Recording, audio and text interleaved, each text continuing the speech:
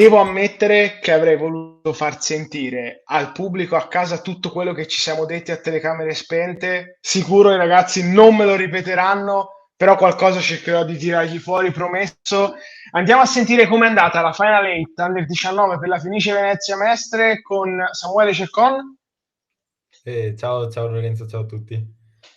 e Giacomo Stefanoni. Ciao, ciao, grazie per l'invito. Allora, dai, Samu, comincio con te. Allora, la Final 8 sono vari aspetti da considerare.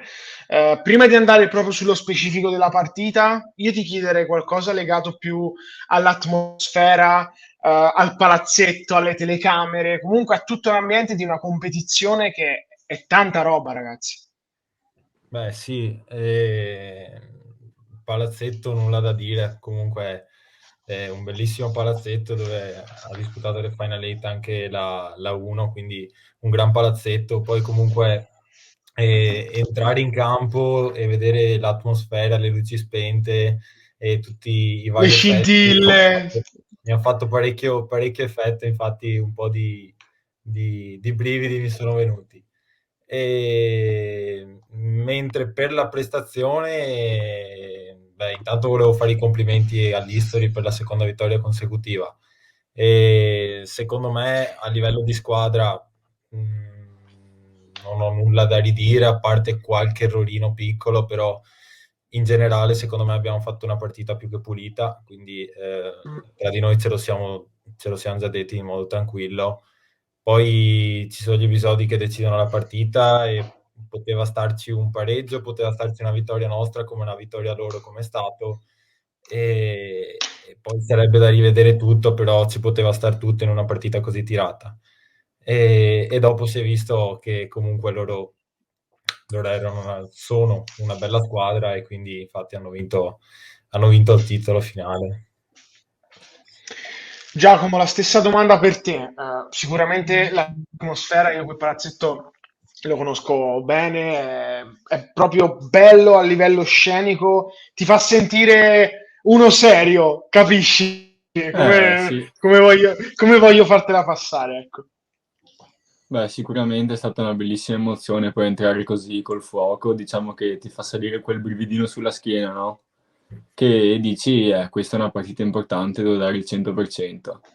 Poi è finita 2-1 per loro, ma poteva finire 1-1, 2-1 per noi. Semplicemente potevamo forse giocarci meglio le nostre carte, essere un po' più furbi, però alla fine loro erano forti, noi pure, e alla fine sono gli episodi che decidono la partita, e così è stato, ecco. Però comunque abbiamo dimostrato, secondo me, che, che siamo una squadra forte e gli altri ci devono temere.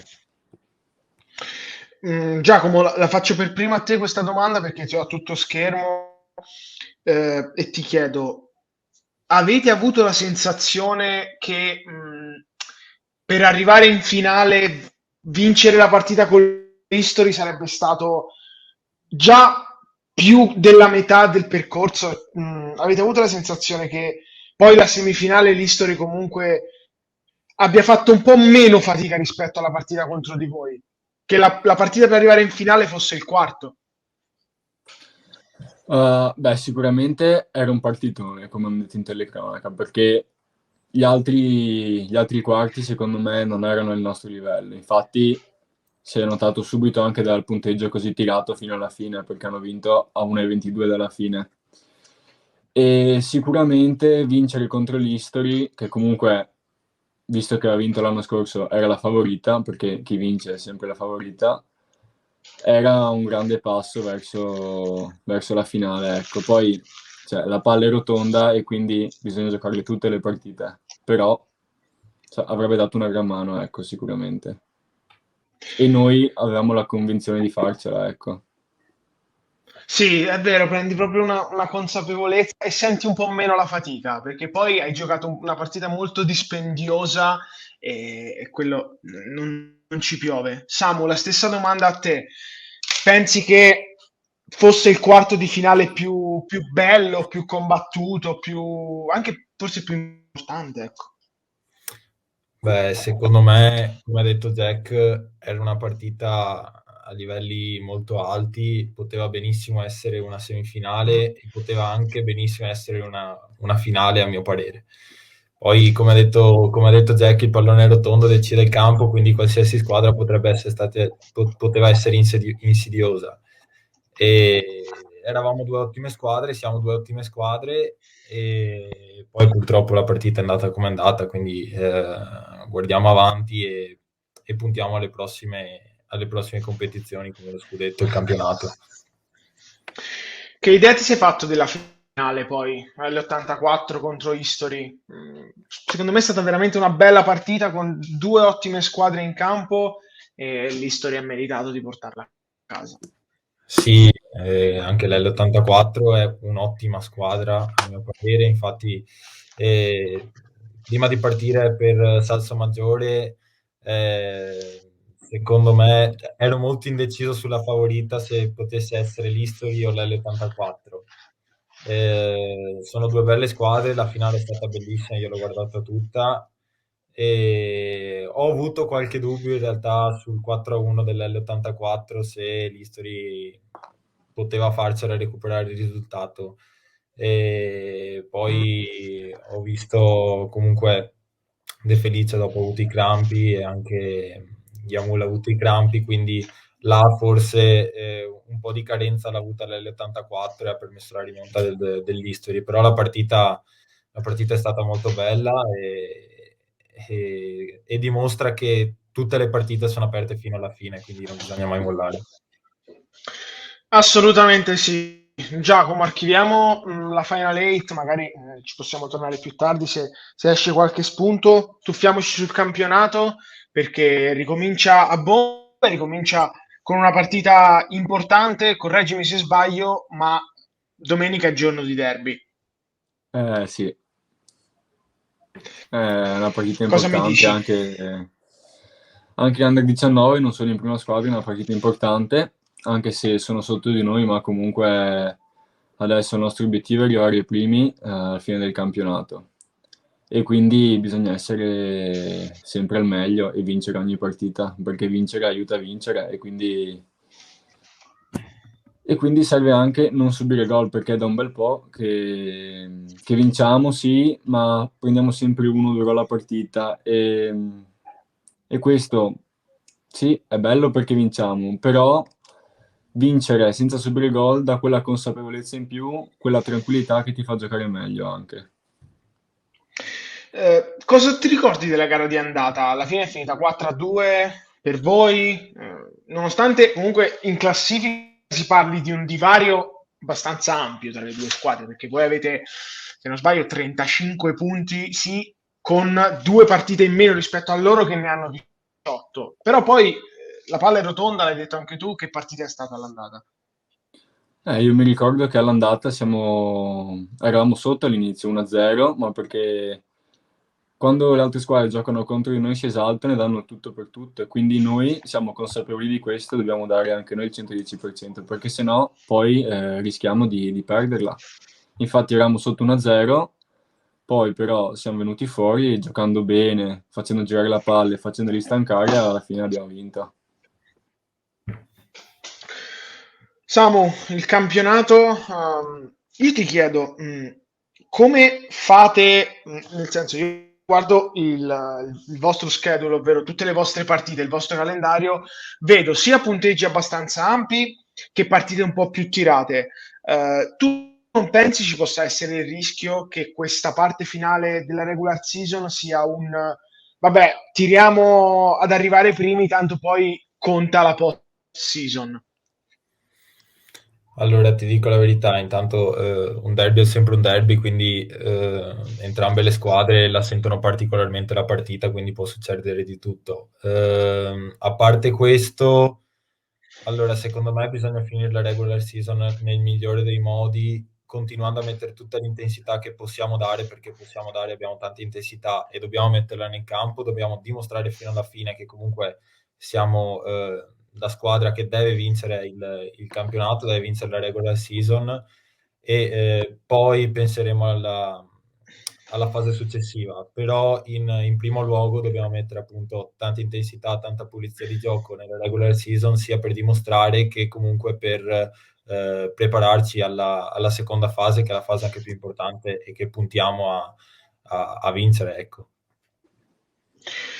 Samu, finalmente parliamo di una stagione che si può definire tale a livello di partite giocate, a livello di allenamenti. Com'è farne una dopo 2 anni, cioè, imbarazzanti purtroppo? Beh, allora, questa stagione è stata particolarmente intensa per noi che comunque abbiamo anche la categoria Under 19, perché comunque 4 allenamenti a settimana, il sabato con la prima squadra, la domenica con l'Under 19, quindi è stata... E poi con la prima eh, squadra non vai proprio dietro l'angolo, quindi no, esatto, infatti l'ultima trasferta a Genova è stata abbastanza lunga.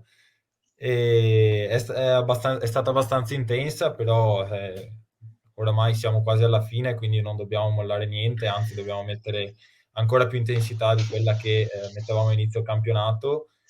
Siamo consapevoli di poter dare ancora tanto e quindi anche se la stanchezza è tanta, non ci faremo abbattere e continueremo a dare tutto quello che abbiamo.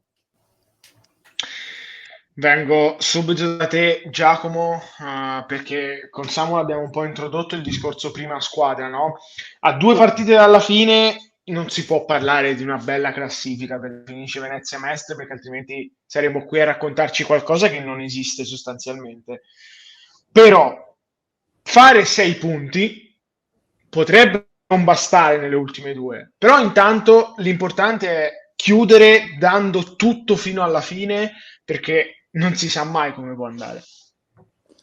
Sì, assolutamente. Intanto la prima squadra adesso è ferma per diciamo quasi un mese, visto che le altre squadre devono ancora recuperare delle partite. Poi a conti fatti, diciamo, dobbiamo vedere com'è la classifica e vincere quelle 2 partite, perché quello è l'unico obiettivo, vincere contro Prato e vincere contro il Gubbio, quindi fare 6 punti è di fondamentale importanza.